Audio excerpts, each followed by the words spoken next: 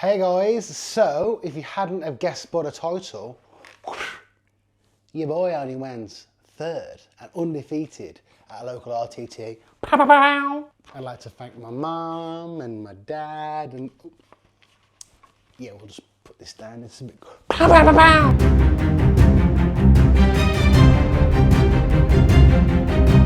So guys, the event, it was Battlefield Birmingham, it was an RTT, so it was just 3 games on one day. Went with a few friends, there's a couple of VT guys there as well.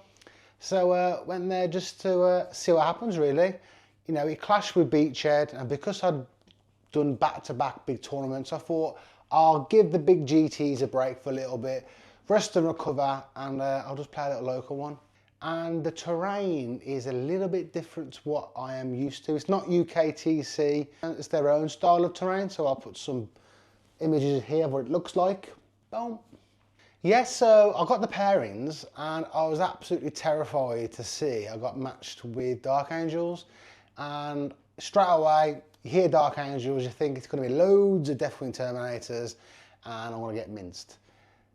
And then I checked the list and it's a guy called Ed. He's a great guy, had a great list, very scary, and it was basically 36 bikes, and he was basically running them with command squads. So he had 3 basically bricks of 9 that move 12, can advance, shoot and charge, and they're anti-monster 4+. Now when you're a Tyranids player and you hear the word anti-monster 4+, it's terrifying.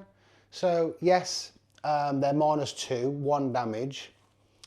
They're not amazing on the damage, these bikes, but just the sheer volume of dice and the numbers you can get through is pretty scary. So I was very nervous for this match.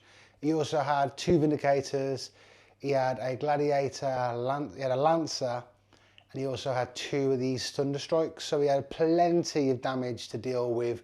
My monsters, he had speed, he had OC, because they had banners, though the bikes became OC free. I looked at the list and I was like, how do I beat this? So anyway, we were all deployed, we roll off, and he goes to me, I think he wants to go second. And I was like, you want to go second? He goes, yeah.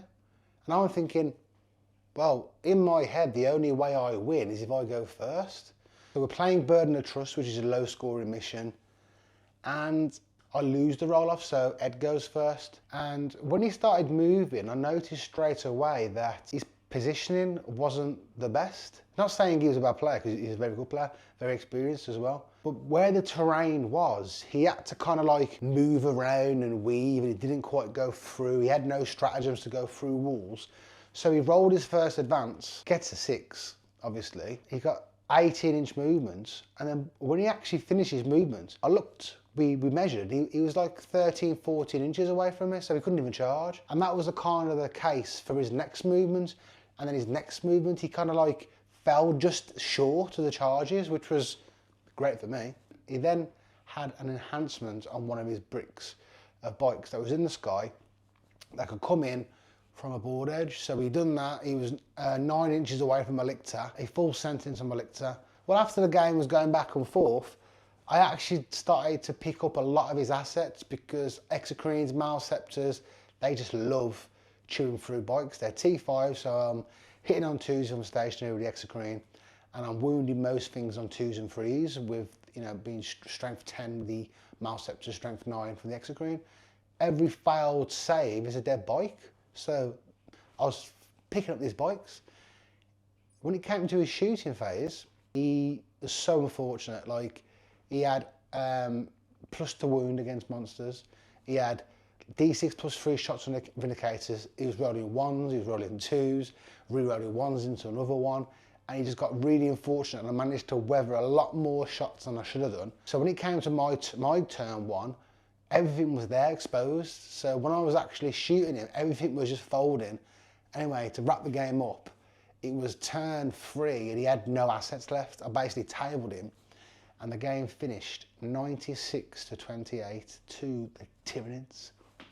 He played for a group of guys called the Outriders, and they've also got a shop in Lichfield. So if you're local to Lichfield, pop in, say hello and be nice. And say Lee sent ya. Yo. So yeah, we're gonna stop for some dinner, and then we get paired into game 2 and I get my worst nightmare. I wanted something easy coming off the back of that. Even though I got the win, it was an easy win. The list was scary and I got quite lucky with the my opponent's dice rolls wasn't the best. Coming into game 2, I get paired with demons. Oh, brilliant. Demon player, and it's the Slanesh list. So I look at his list, I'm expecting to see 18 fiends, but he actually only had 3 fiends. He had a couple of scoring pieces, but he had 3 keys of secrets. I thought, brilliant. And if you've played into demons before, you just know that Tyranids struggle into demons, especially on Purge. Thankfully, this wasn't Purge, it was taken hold, I believe. A linchpin. So we come on and we deployed, and he sends 2 keeper of secrets down one flank and then 1 in the middle. So I was like, right, I'm just gonna go heavy to this side, and I'm just going to put as many shots into these keepers as possible, because I do not want a situation very similar to LVO where I lose by a very close margin just because I failed to kill one of these keepers. So I thought, right, I don't care, tunnel vision, they get melted. But the amount of saves these guys have, like the 4 up, 5 up, they're -1 to hit, they can redirect your shots if you fail your battle shot. They're so annoying. But as time and the game went on, I managed to kill 2 of the keepers, which was great. Now, even though these keepers are very fast, very scary, hard to kill, into Tyranids, they're not the greatest just because they're winning on 5s. And I know they can have an aura, or with the mask, they can get +1 to wound, but you can kind of play around that. And because he full sent, like the keepers are quick, but the mask isn't. So he was trying to like slug it up the board and do whatever, and I managed to overwatch, kill the mask. So he had no +1 to wound me, so I was basically weathering the storm. So then he was using his army rule, where he can basically ignore, or where basically he negates his fight first for 4 hit and wound rerolls. That's pretty scary, but it's still on 5s, so it's one of them. So I managed to tank a few shots with the -1 to hit for the Malceptor. Yeah, he had 1 keeper secrets left. The game's so close, it's back and forth, back and forth, back and forth. And my mistake was, in my turn 3, because I was so tunnel vision on killing these keepers of secret, there was 1 left. I thought, if I just kill this last one, he hasn't got much assets left. So that's what I've done. I focused fire, failed to bring down the 3rd keeper when I could have deleted other assets. So the final score was 90 to 87. It was very close. Tom was a great player, very experienced. It was the first time that he ran this list, but it's not the first time he's played demons over armies. So no, it was very, very close. I didn't even get much footage of the game, that's how sweaty the game was. But we had fun. Going into my final game, I get paired into another Tom, and he's running Blood Angels on Terraform. Terraform, if you're a Tyranid player, it's one of our favourite missions. It's about holding, it's about terraforming, doing actions, and just OCing your opponent. And that's what Tyranids do best, a very easy to score map. So against Blood Angels, he had 2 Vindicators, because everyone was loving the bloody Vindicators in this RTT. He had that flamethrower Predator, so like heavy flamethrowers on a Predator basically. He had Sangard, he had 2 Bricks of Death Company, Lamartis, Mephiston. He had some scary stuff. So I was quite confident going into this Blood Angels player. Like, I've played Jordan a lot from VT, and I feel confident that I know what his list does. Weird that he didn't have full send melee and he had like some anti-tank stuff. So his actual damage output was, even though he had big hard hitting guns, it was limited in the melee and the speed. So that kind of went into my favour. I got turn 1, I won the roll off, and I literally sent 20 gaunts up, body block to Lictor, I was right, Terraform. I sent 10 gaunts down this way, melee gaunts, hammer gaunts, because it's also swift action, so I can advance and do actions. I was right, Terraform.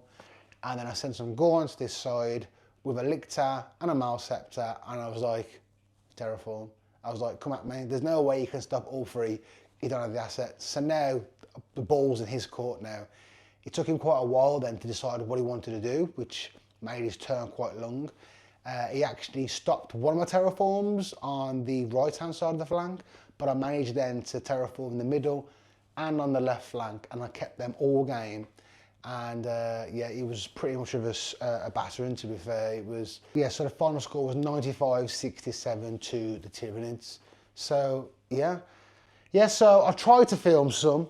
Yeah, so I tried to get as much footage as I can in the moment, but I was ill, so the footage that I did put over the top of this is limited, but I will do better next time. Now, the experience was great. I came third. Yay! And I am looking forward to the next competition. So yes, in my previous video when I was talking about deployment and stuff, I mentioned that when I was going to this event, I was doing a cheeky little change to my list.